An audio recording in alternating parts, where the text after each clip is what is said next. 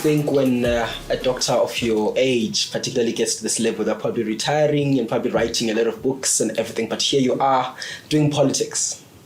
How are you, Doc? I'm fine, and how are you? I'm great. It's a pleasure to have you here. Yes, thank you. So, Dr. Senathi Fisha, do tell. You are a nurse, psychologist.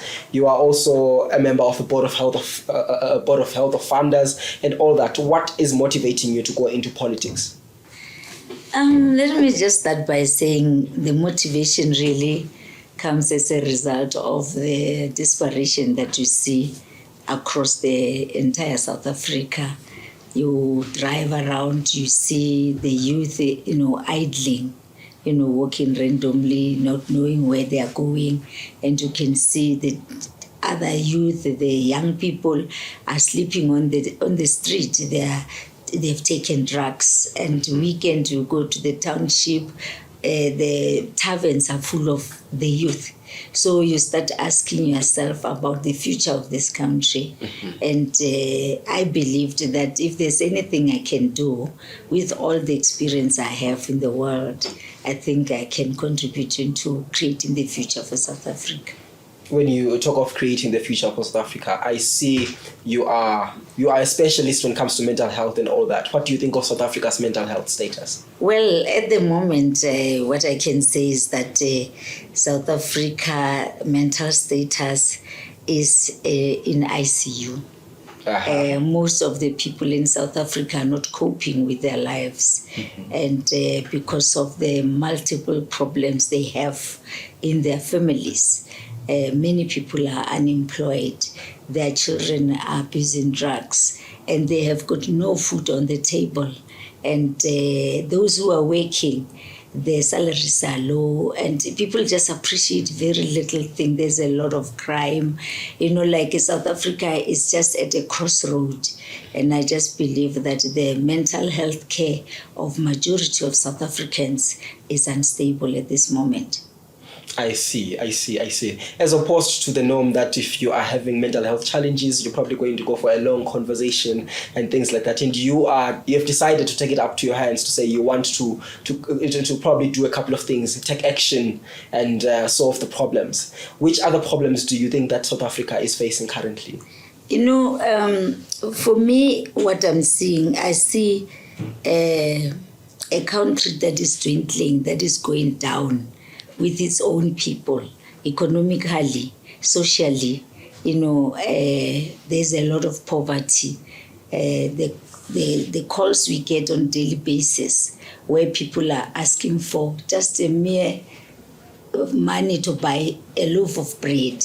So I think those are the most multiple problems that the country is facing.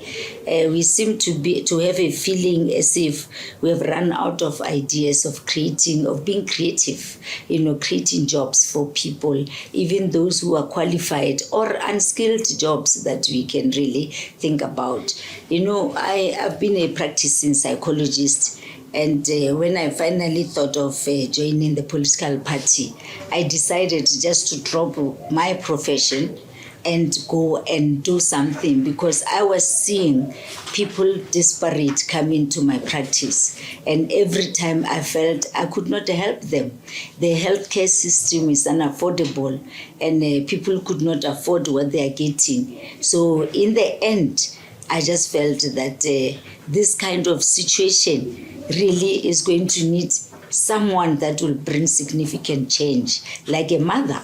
When things are not going well, mm-hmm. Even in homes, people call mothers to come and fix the home. Mm-hmm. So I decided that it's time now. We are facing a massive gap of equality, gender equality. And I believe that South Africans will support me to be on the lead and be able to do something. And other women will also see that now it is the time for women in South Africa to bring the change, because the role of women is massive in any country. But countries are grappling to bring this equality for women, to honor the rights of women. Countries are grappling, and including South Africa. So I just believe that with a bit of change, support, we can have possibly the first woman president in the coming elections.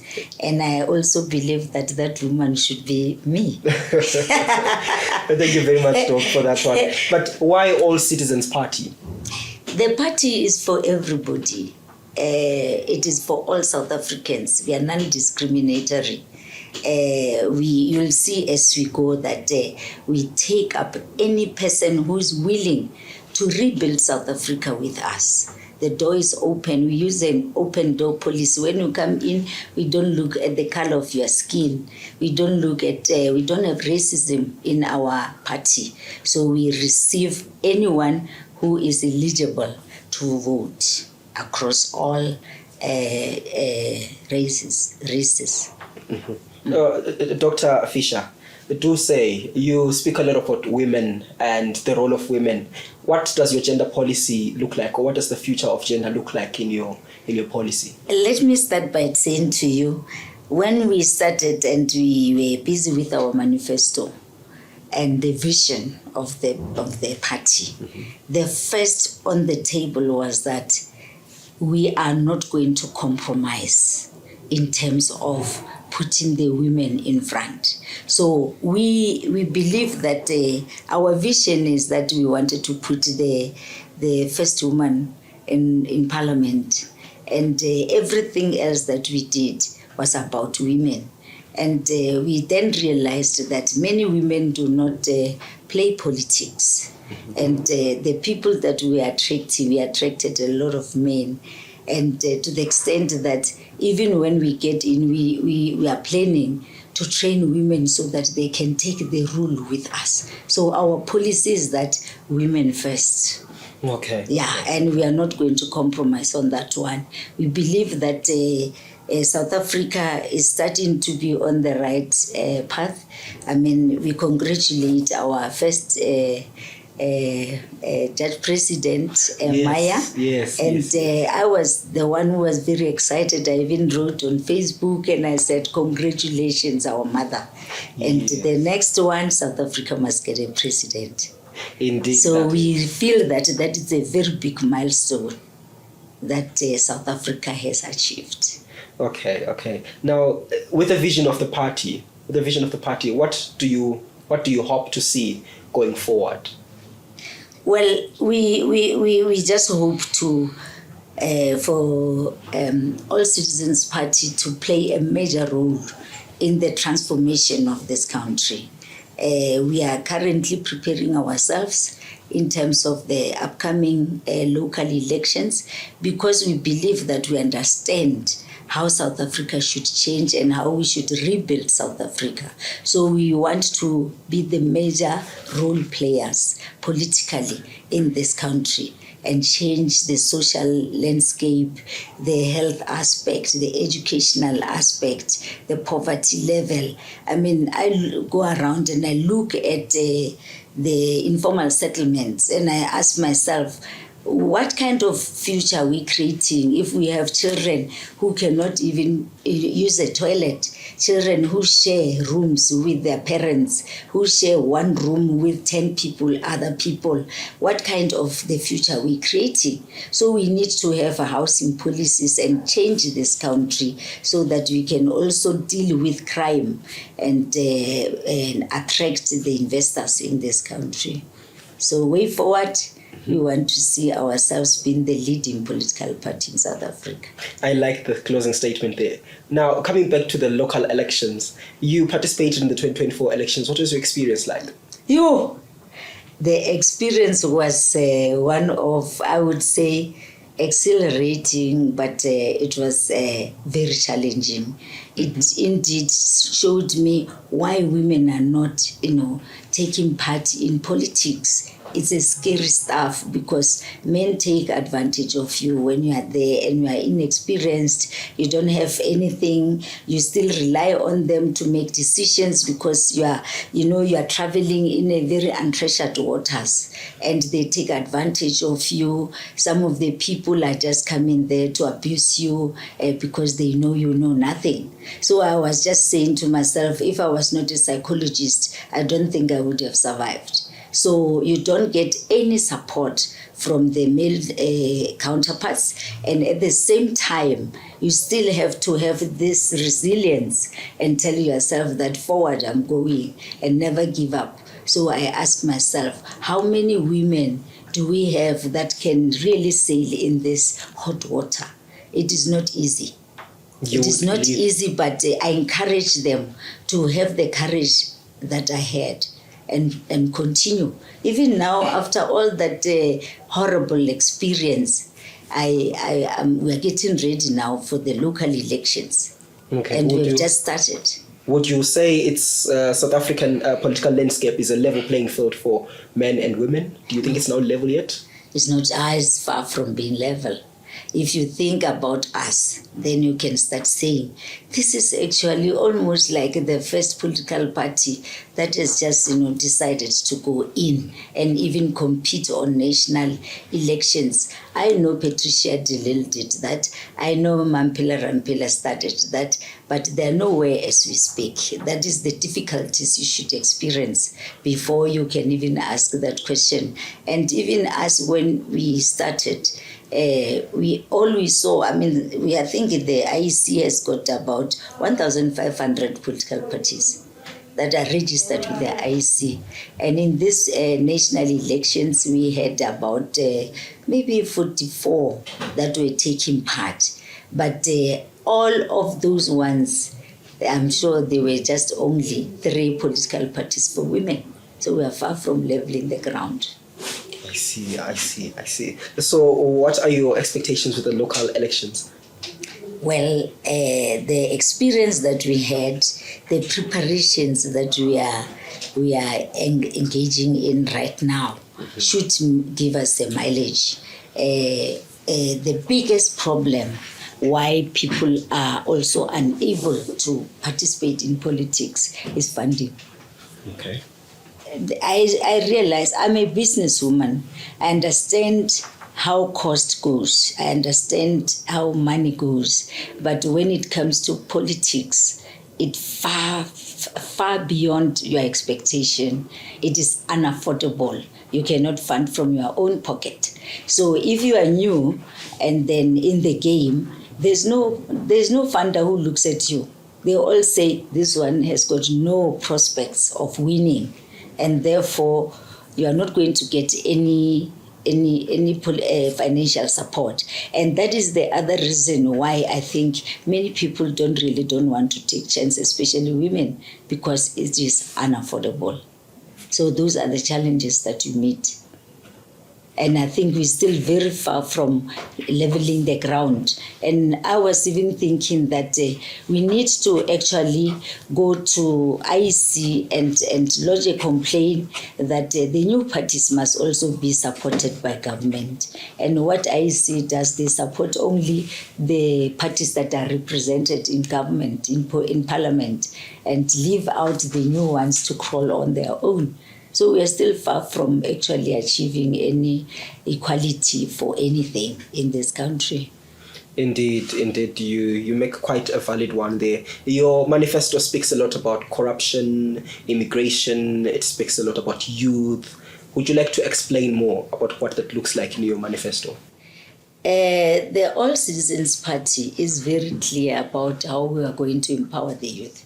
We believe that we have got a lot of youth that is unemployed, and therefore, like a domino, everything falls after the other. You are unemployed, you have got no food, and then you go and grab a bag on the street, you increase, crime. It goes on and on and on. So our manifesto will tell you that we had a very good plan. And we actually implemented that plan, because towards the elections, we had youth and people living with disability given jobs. We created a manufacturing firm.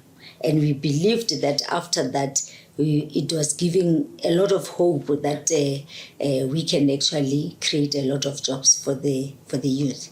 Therefore, if you look at our manifesto, it tells you that we are going to create 3 million jobs in the first 6 months. And that plan was already in place. We had already secured firms where we were going to create jobs, those firms in Hammanskraal. We had already, approached several funders, like people that can give us material and all that. So it was going to be a possibility.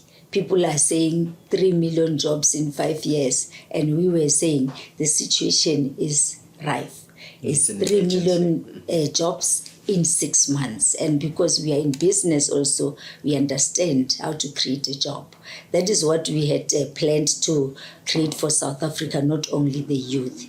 And then secondly, because of the loaded crime and the drug abuse, we had planned that we are introducing what we call mental revolution, where we are going to make people to be mentally aware and go to look for assistance. So we're going to create a lot of rehabilitation centers. And then from the rehabilitation centers, then a lot of youth will be absorbed in the center for a period of a year. Because if you keep them for a month, you are heading for disaster. They are just going to relapse. So we had planned to put them for a year, and after a year of rehabilitation, we had planned to create a military training, sort of, introducing compulsory military training for the youth so that they can go and now learn how to discipline themselves, learn about loving their own country and loving their own people and becoming decent citizens. So there was a lot on the youth that we had planned. And then with regards to immigration, illegal foreigners, and we also had a very good plan. We had a very drastic plan that we were going to implement. Our plan was that now that the borders are all porous, our goal now should be to start with the people that are in here, looking at our constitution and our laws. What are they saying? Because we believed that there is a law that says if you are illegal, you must not be in South Africa. So why can't we arrest people? Why can't we do something about people who are illegal and maybe talk to their own countries, talk to the presidents in different countries, and repatriate people back to their own homes. So we had that plan. We had a very strong plan that was going to be backed up by the constitution. So that's what we're going. What was the third question? No, that was the question. Oh, I thought you answered it just fine. Okay. Yes, and what do you make of the GNU? Well, the GNU touches my heart so much. Yes. When we started last year in 2023 January, my plan, because I planned for 6 months to get into, to register, to get inside. Mm-hmm. And I am the first person who spoke about the government of national unity. Is there in our documents. However, you must note this one. I didn't want to get into government of national unity with a white party because I could see the gap that I still have to close. And I really didn't want to regress the situation where people left their homes to go and fight to be freed, for freedom. And now many people died, black people died. Many of our people never came back home. And now to be in cahoots with a white party, for me, that is a no-no. That is a big no. So my plan was that we are going to form a government of national unity with all the black parties joined, so that we can be able to tackle South Africa. So we as the party, ACP, we don't support the government of national unity. I believe that you cannot just eat food and vomit and eat your vomit again, because I believe that this was very drastic and this is a regressed performance, and it has to be, if there is any possibility of cancelling this kind of relationship for political gains, I think this must not take place. For me, I don't support government of national unity with a white party. Interesting conversation. And I look at what they have done. I just feel that the land issue, the properties, if you look at the DA, it has taken the agriculture. So they are practically possessing the land. And they have taken public works. They're practically possessing the infrastructure in the country. And it goes on and on. So they've taken communication. So now, what do we have as the black person? We have nothing. So meaning that the new government that is going to come is going to start afresh. Because you can see that currently when we evaluate how far we are, you can already see that the other parties are here to actually take over. I see. That's why we have unlimited, rifles outside and ammunition outside. What do you think is going to happen? In Nelspruit, we found a lot of suspicious training. Now this weekend in Mudimolle, they found lots and lots of armed catch, and then you can just make your own decisions. People are practicing and training to take over. So, Indeed. That's quite a candid view there, Dr. Fisha. Now, post-elections, you participated in elections. What's the plan way forward? You didn't make it into office, but how else are you working within the community? Well, we felt that we did very well in the elections. It was our first, and with no political background. And we managed to get 6,000 of the people that were supporting us. And we didn't campaign. And that gave us a lot of hope that the future is brought for the party. And our first starting point, what we did, we actually put the party on recess for 6 months to prepare for the upcoming elections, 2026 and 2029. So now the community work has not stopped. We are still finding ourselves having to give food parcels to the community. Those families that were left without food, we're still supporting them, and we're still getting a lot of people asking for us to help their children with pocket money. And so we have not stopped.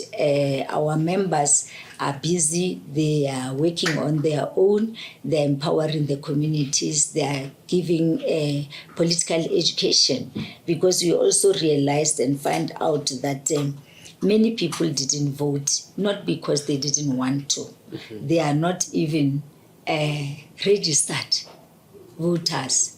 Many of the youth that we had that were supporting us across the provinces where we were going to campaign, we found that at the end they were not registered.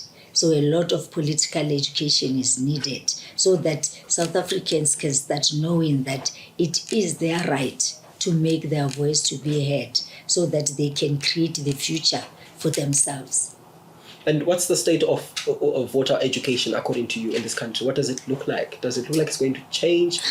Do you think there's need for improvement there? What can we do? There's a lot needs to be done. Like I said to you, I'll give you an example. We went to Hammanskraal for awareness just 5 days before the elections. When we were there, the place was full to capacity. When I finally finished with my speech, I found out from them how are they going to vote, and giving them the idea where they will find us. And I found that 70% of the people who were there were not registered. But the hall was full, the yard was full, and people were not registered. So with regard to voters' education, IEC should not even wait. It must be an ongoing awareness so that we can encourage every South African to go and make their voices heard. People are currently in a very lethargic mood. They are discouraged because they don't see what is happening with the political parties that they support. But those people who are discouraged, they need someone to come and revive them and say, there's a new party coming, or there's a new people coming, so please go and vote. But people don't have even IDs. So there's a whole lot of work to be done by both Home Affairs and the IEC before we can talk about, leveling the ground with voters' education. Thank you very much, Dr. Fisha. This has been a lovely chat. We hope we can catch up next time and probably shed more light on some of your visions. They seem to be quite packed. Yes, we've got a lot. And thank you very much for giving us the time. Thank you very much.